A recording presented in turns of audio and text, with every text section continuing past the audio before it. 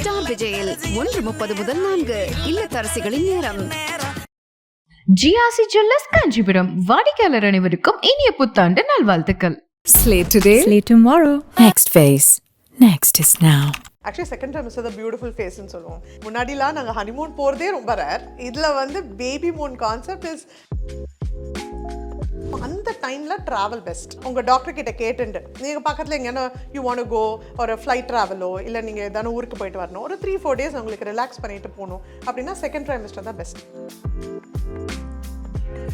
இப்பெல்லாம் வந்து ஜெண்டர் ரிவீல்னே ஒன்று வந்துருச்சு. அட்லீஸ்ட் இன்னும் வரல, நம்ம இடத்துல வராது. ஏன்னா பிஎன்டிடி ஆக்ட் இருக்கிற வரைக்கும் தயவு செஞ்சு வர வேண்டாம். பிகாஸ் நம்ம இவ்வளோ தூரம் இவ்வளோ ஒரு கேர்ள்ஸாக ஒரு விமென்னாக நம்ம பேசிகிட்டு இருக்கோம். நம்மளுக்கு என்ன தெரியலன்னா யாரை என்ன பண்ண போகிறா, பெண் குழந்தைங்களை இன்னும் எல்லாரும் ஹாப்பியாக என்ஜாய் தானே பண்ணுறாங்க. கரெக்ட், நிறையா பேர் இப்போது வெல்கமிங்காக இருக்காங்க, முந்தைய அளவுக்கு இல்லைனாலும். Even in urban cities, even in rural மட்டும் இல்லை, நம்ம சிட்டிஸில் கூட நிறையா சிட்டிஸை இன்னமும் கேர்ள் சில்ட்ரன் வேண்டாம், கேர்ள் பேபிஸ் வேண்டாம்னு இருக்கிறவங்க இருக்காங்க. அதனால தான் இந்த லா இஸ் வெரி வெரி ஸ்ட்ரிக்ட். நிறைய பேர் என்ன நினச்சிட்டு இருக்காங்கன்னா லைக் 5-star ஹோட்டல் ரொம்ப காஸ்ட்லியான சாப்பாடு தான் ஹெல்த்தி. கிடையவே கிடையாது. நான் பேஷண்ட்ஸ் கிட்ட சொல்லுவேன், நீ ரோட் சைட் ஃபுட்டுக்கு போனாலும் சரி, பட் எந்த மித்தும் ஹார்ட் ரேட் ஆகட்டும், இல்லை ஸ்வீட் கிரேவிங்ஸ் ஆகட்டும், இல்லைனா வந்து வாமிட்டிங் நிறையா, அதுக்கும் பேபியோட ஜெண்டருக்கும் முடிஞ்ச வரைக்கும் கோல்டாக சாப்பிடல. லைக் ஒரு கோல்டு மில்க் எடுத்துக்கலாம், மோர் எடுத்துக்கலாம், அந்த கோகனட் வாட்டர் எடுத்துக்கலாம். இதெல்லாம் எடுத்துட்டாலே most of the time gastritis கொஞ்சம் செட்டில் டவுன் ஆகிடும். நம்ம அதை அக்ரவேட் பண்ணிக்கிறோம். எதுவாக இருந்தாலும் புளி, உப்பு, ஸ்பைசி இது பண்ணோன்னா அஃப்கோர்ஸ் கேஸ்ட்ரைட்டிஸ் அக்ரவேட் ஆகாத போகும்.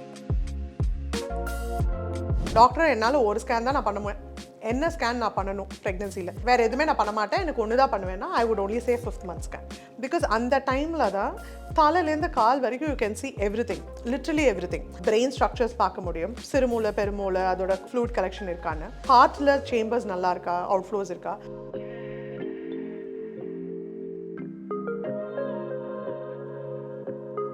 We'll move with the second trimester. Second trimesterல டூஸ் அண்ட் டோன்ஸாக இருக்கட்டும், அந்த டைம் பேபியோட க்ரோத் எப்படி இருக்குங்கிறது. Actually second time is the beautiful ஃபேஸ்ன்னு சொல்லுவோம். ஏன்னா இப்போ இந்த பேபி மூன்லாம் புதுசாக கான்செப்ட் வந்து முன்னாடிலாம் நாங்கள் ஹனிமூன் போகிறதே ரொம்ப ரேர். இதில் வந்து baby Moon concept is a nice thing. Of course ஏன்னா அந்த மதருக்கும் கொஞ்சம் பேம்பரிங் வேணும். ஏன் பியூட்டிஃபுல் ஃபேஸ் அப்போது அப்படின்னா, ஃபர்ஸ்ட் 3 months வாமிட்டிங் நிறையா இருக்குமா, 90 to 95% of the time by 4th month settle down ஆகிடும். அண்ட் அந்த பேபியோட மூமெண்ட்ஸ் தெரிய ஆரம்பிக்கிற பெஸ்ட் ஃபேஸ்ன்னு சொல்லலாம் 5th month. அந்த 20 வாரம் 21 வாரத்தில் நிறைய மதர்ஸ்க்கு தெரிய ஆரம்பிச்சிடும். ஸோ அந்த அண்ட் வயிறும் அவ்வளோ பெருசாக இருக்காது. ஸோ தேல் ஸ்டார்ட் ஃபீலிங் த மூமெண்ட்ஸ். அவளுக்கு தெரியும் ப்ரெக்னெண்ட்டாக இருக்கும்ன்ற அந்த ஒரு ஃபீலிங் அந்த 5th month தெரியும். அன்கம்ஃபர்டபுளாகவும் இருக்காது. ஃபிசிக்கலாக அவங்களால நார்மலாக ஒர்க்குக்கெலாம் போயிட்டு வரலாம். ஸோ அந்த டைமில் ட்ராவல் பெஸ்ட். உங்கள் டாக்டர் கிட்ட கேட்டுண்டு நீங்கள் பக்கத்தில் எங்கேனா யூ வாண்ட் கோ ஒரு ஃப்ளைட் ட்ராவலோ இல்லை நீங்கள் எதான ஊருக்கு போயிட்டு வரணும், ஒரு 3-4 days உங்களுக்கு ரிலாக்ஸ் பண்ணிட்டு போகணும் அப்படின்னா செகண்ட் ட்ரைமிஸ்டர் தான் best. 5th and 6th month. ஏன்னா நான் சொன்ன மாதிரி பேபி பம்பும் அவ்வளோ பெருசாக இருக்காது, அட் த சேம் டைம் அவங்க வாமிட்டிங்கும் கம்மியாக இருக்கும், பிடிச்சதை சாப்பிடலாம். So that's one.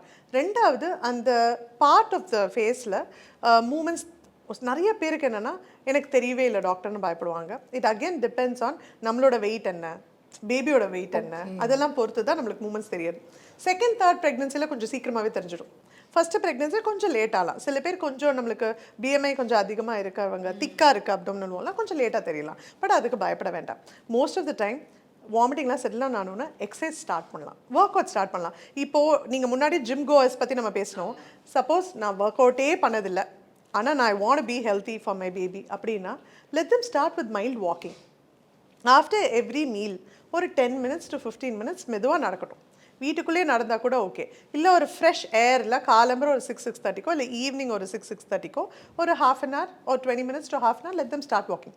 அந்த மசில்ஸும் லிகமெண்ட்ஸும் கொஞ்சம் ஸ்ட்ரெச் ஆனதா இந்த பேக் பெயின், ஸ்டமக் பெயின் அந்த மாதிரிலாம் வராமல் இருக்கும். I think that's the best phase to go out, eat what you want. But at the same time என்னென்னா ரொம்ப வெள்ளை சாப்பாடு வேண்டாம். ஏன்னா நிறைய பேர் என்ன நினச்சிட்டு இருக்காங்கன்னா லைக் 5-star ஹோட்டல் ரொம்ப காஸ்ட்லியான சாப்பாடு தான் ஹெல்த்தி. கிடையவே கிடையாது.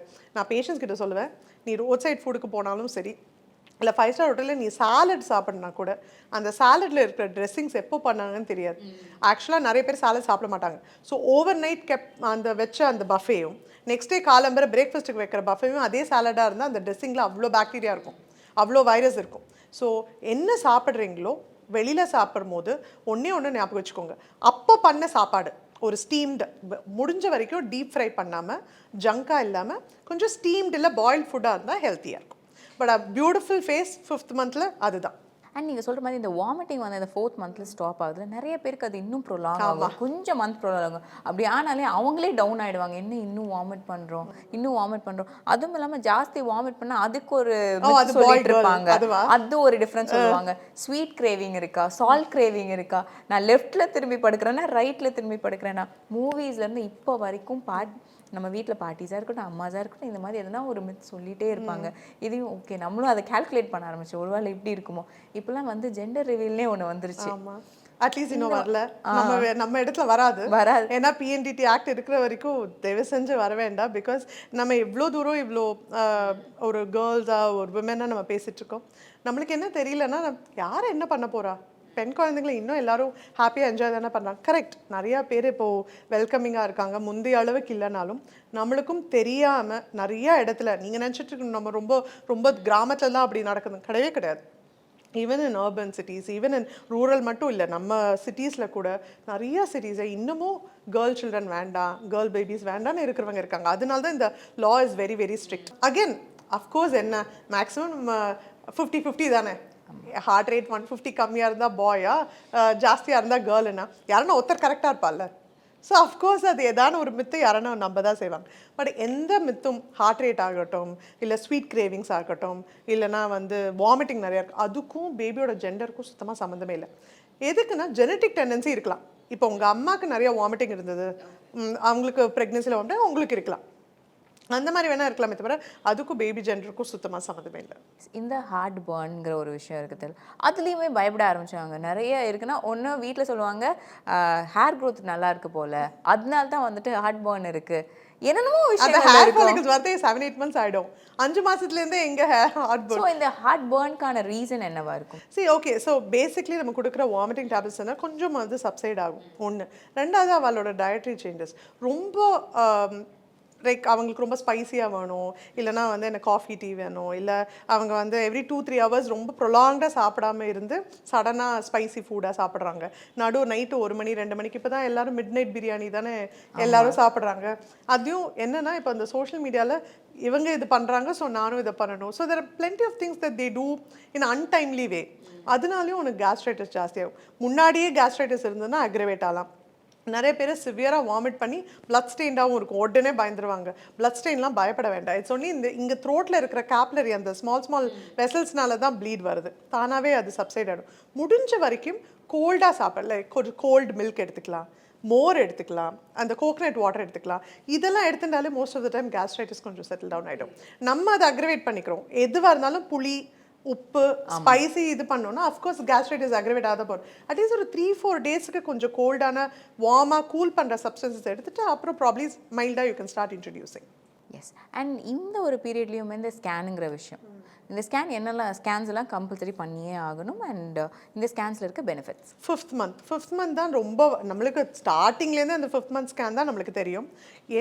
Suppose if you ask me doctor என்னால் ஒரு ஸ்கேன் தான் நான் பண்ணுவேன், என்ன ஸ்கேன் நான் பண்ணணும் ப்ரெக்னென்சியில், வேறு எதுவுமே நான் பண்ண மாட்டேன், எனக்கு ஒன்று தான் பண்ணுவேன்னா I would only say 5th month scan. Because அந்த டைமில் தான் தலையிலேருந்து கால் வரைக்கும் you can see everything, literally everything. Brain structures பார்க்க முடியும், சிறுமூளை பெருமூளை அதோட ஃப்ளூயிட் கலெக்ஷன் இருக்கான்னு, ஹார்ட்டில் சேம்பர்ஸ் நல்லா இருக்கா, அவுட்ஃப்ளோஸ் இருக்கா, 2 கை இருக்கா, 2 கால் இருக்கா, முதுகு தண்டு ஸ்பைன் எப்படி இருக்குது, கிட்னிஸ் 2 இருக்கா, பிளாடர் ஸ்டமக் எல்லாமே, தொப்புள் கொடியில் பிளட் ஃப்ளோ எப்படி போகுது, இது எல்லாமே நம்மளால் 5th month ஸ்கேனில் பார்க்க முடியும். we generally don't see few things like we don't count fingers. நிறைய பேர் கேட்பா மேம் பேபிக்கு ஃபிங்கர்ஸ் கவுண்ட் அண்ட் காது தெரியும். see all these are structures. நம்ம ஸ்கேன் எதுக்காக பண்ணுறோன்ற ஃபஸ்ட்டு கான்செப்ட் நமக்கு தெரியணும். ஏன்னா அந்த கான்செப்ட் தெரிஞ்சுட்டா நம்ம இதெல்லாம் கேட்க மாட்டோம். ஸ்கேன் பண்ணுறது குழந்தையோட குவாலிட்டி ஆஃப் லைஃப் எஃபெக்ட் பண்ணுற மாதிரி எதான மேஜர் ப்ராப்ளம் அந்த குழந்தைக்கு இருக்கா, ஹார்ட்டில் எதான ஒரு சேம்பரே ஃபார்ம் ஆகலையா, பிரெயினில் எதான பிரெயின் டெவலப்மெண்ட் கம்மியாக இருக்கிற அளவுக்கு ஒரு ப்ராப்ளம். இதுக்காக தான் நம்ம அல்ட்ராசவுண்டே பண்ணுறோம். இப்போ நம்ம ஒரு குழந்தைக்கு ஒரு எக்ஸ்ட்ரா ஃபிங்கர் இருக்குன்னு வச்சுக்கோங்க, that's not gonna affect the quality of life of the baby. இப்போ எப்போ நம்ம கவுண்ட் பண்ணுவோம்னா, குழந்தை ஒன்று இப்படி நிறைய குழந்தை கை கிளென்ச்டாக வச்சுக்கோ, எல்லா குழந்தையும் கையை இப்படி விரிச்சு அழகாக பியூட்டிஃபுல்லாக நம்ம பார்க்குற மாதிரி இருக்காது. எப்போ கவுண்ட் பண்ணுவோன்னா, அம்மா அப்பாவுக்கு யாருக்கான ஹிஸ்ட்ரி இருக்குது, ஃபேமிலியில் ஒரு எக்ஸ்ட்ரா ஃபிங்கர் இருக்குது, இல்லை டிஜிட்ஸில் எதான இந்த ஃபிங்கர் ஸ்டோர்ஸில் எதான ப்ராப்ளம் இருக்குன்னா அப்போ வேணால் நம்ம கவுண்ட் பண்ணலாம். பட் எல்லாருக்கும் பண்ண மாட்டோம். அகெயின் காதில் நம்ம பார்க்குறது வெறும் இந்த எக்ஸ்டர்னல் காது மட்டும்தான், அந்த பின்னான்னு சொல்லுவோம். அதுக்கும் காது கேட்குறதுக்கும் சம்மந்தமே இல்லை. நம்மளோட காது கேட்குற திறமை வந்து மிடில் இயரில் உள்ளே இருக்குது. ஸோ இந்த பின்னா இருந்தாலும் இல்லைனாலும் அந்த குழந்தைக்கு காது அந்த மிடில் இயர் ஃபார்மாக தான் இருக்கும். ஸோ அதனால தான் நம்ம காதை வந்து ஸ்பெசிஃபிக்காக இயர் சீன்னு நம்ம சொல்கிறது இல்லை. ஸோ இந்த மாதிரி நிறைய விஷயங்கள் 5th month ஸ்கேனில் பார்க்க முடியும். டிசைட் பண்ணுறதுக்கு அது ரொம்ப ரொம்ப இம்பார்ட்டண்ட். ஏன்னா அந்த டைம் வரைக்கும் தான் நம்மளுக்கு கவர்மெண்ட் ரூல்ஸ் இருக்குது. இந்த டைம்குள்ளே நம்ம பண்ணலை ஸ்பெசிஃபிக்காக அப்படின்னா அதுக்கப்புறம் நம்மளுக்கு எதுவாக இருந்தாலும் we cannot decide unfortunately on the pregnancy. நம்ம கண்டினியூ பண்ணலாமா வேண்டாமான்னு. ஸோ அந்த ஸ்கேன் என்னை கேட்டால் மிஸ்ஸே பண்ணக்கூடாதுன்னா அது 5th month ஸ்கேன். அண்ட் இந்த ஸ்கேனுன்னு வர்றப்போ எனக்கு தோன்ற விஷயம், இப்போ ஸ்கேனில் வந்து ஒரு விஷயம் அந்த க்ரோத்தில் ஒரு ப்ராப்ளமேட்டிக்காக இருக்குன்னா அது வந்து ஒரு ஸ்கேனில் கண்டுபிடிக்கிறோன்னா அது நம்மளால் வந்துட்டு ஏதோ ஒரு விதத்தில் அது வந்து அந்த ஒரு விஷயத்தை டெவலப் பண்ண முடியுமா? க்ரோத்தில் ஒரு லேக் இருக்குன்னா அது டெவலப் பண்ணுறதுக்கு ஏதோ ஒரு விதத்தில் வாய்ப்பு இருக்கா? க்ரோத்தில் லேக் இருக்குன்னா அது எதனால இருக்குன்னு நான் சொல்லணும்ல. ஸோ அதை நம்ம ஒன்ஸ் கண்டுபிடிச்சிட்டோம் அப்படின்னா அதை நம்ம ரெக்டிஃபை பண்ண முடியுமான்னு பார்க்கலாம்.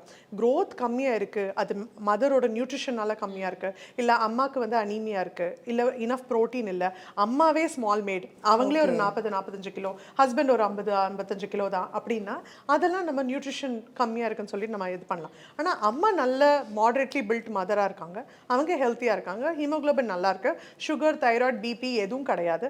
அப்படி இருக்கிற மதருக்கு எதனால இருக்குன்னா நஞ்சுக்கொடியிலேருந்து சரியாக நம்மளுக்கு நியூட்ரிஷன் போல. அவங்க சாப்பிட்டு தான் இருக்காங்க, ஆனால் நஞ்சுக்கொடின்னு ஒரு ஃபில்டர் இருக்குல்ல, அவங்க சாப்பிட்றத அது ஃபில்டர் பண்ணி தான் குழந்தைக்கு தொப்புள் கொடி வழியாக கொடுக்கறது. ஸோ அந்த ஃபில்டர் சரியாக இல்லைன்றப்போ அவங்க என்ன சாப்பிட்டாலும் அது குழந்தைக்கு போகிறது இல்லை. அப்படி இருக்கும் போது rather than trying to do நம்மளை என்ன பண்ண முடியும்னா உள்ள மானிட்டர் பண்ணி கரெக்டான டைமில் டெலிவரி பண்ணணும். ரொம்ப சீக்கிரமாகவும் டெலிவரி பண்ணக்கூடாது, ரொம்ப லேட்டாகவும் விட்டுறக்கூடாது, குழந்தை உள்ள ஹார்ட் பீட் ஸ்டாப் ஆகாமல். ஸோ ரெண்டுத்தையும் நம்ம இது பண்ணி மேனேஜ் பண்ணி 7th month 8th month at least ஒரு ஃபஸ்ட்டு திங் இஸ் 1 கிலோ, என் குழந்தை 1 கிலோ வந்துடணும். இப்போ நிறைய NICUஸில் 1 கிலோ 1.5 கிலோஸை மேனேஜ் பண்ண முடியும் இந்தியாவில். முன்னாடி விச் வாஸ் டிஃபிகல்ட். இப்போ நம்மள நிறைய NICUஸில் 600 கிராம் 800 கிராம் பேபியெல்லாம் ரிவைவ் பண்ணி எடுத்துகிட்டு வராங்க. என்னென்னா முடிஞ்ச வரைக்கும் உள்ளே வச்சுட்டு எவ்வளோ நாள் நம்ம எடுத்துகிட்டு போக முடியுன்றதை மானிட்டர் பண்ணலாம், பிளட் ஃப்ளோ பார்த்து மானிட்டர் பண்ணலாம். That is very very crucial when the growth is small. நம்மளால் முடிஞ்சதுன்னா நியூட்ரிஷன் கொடுக்கலாம். ஆனால் மதர் 10 கிலோ போட்டாங்க, ஆனால் பேபி 1 கிலோ கூட வரலன்னா பாவம் அந்த அம்மாவை எவ்வளோ வாட்டி நம்ம சாப்பிட சொல்கிறோம். Not all growth restrictions because of the mother. அவங்கள மட்டும் ப்ளேம் பண்ணாமல் இருந்தால் போதும். Yes, I think this gave a clarity. All what I would say is என்ன டைப் ஆஃப் டெலிவரி ஆனாலும் ஆகட்டுமே, அது வஜைனல் டெலிவரி ஆகட்டும் இல்லைனா சிசேரியன் ஆகட்டும், அந்த குழந்தைக்கும் அம்மாவுக்கும் எது நல்லதோ அது நடந்தால் correct. The only thing what they need to do is movement, count பண்ணணும். சாப்பிட்டுட்டு எவ்ரி 2 ஹவர்ஸில் ஒரு 4-5 மூமெண்ட்ஸ் தெரியுதான்னு மட்டும் கவுண்ட் பண்ணால் போகிறோம்.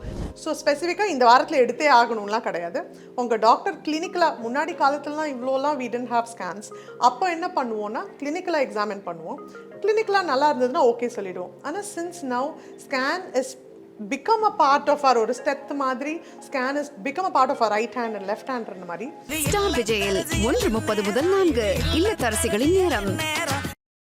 ஜிஆர்சி ஜுவல்லர்ஸ் காஞ்சிபுரம் வாடிக்கையாளர் அனைவருக்கும் இனிய புத்தாண்டு நல்வாழ்த்துக்கள். Slate today, slate tomorrow. Next phase. Next is now.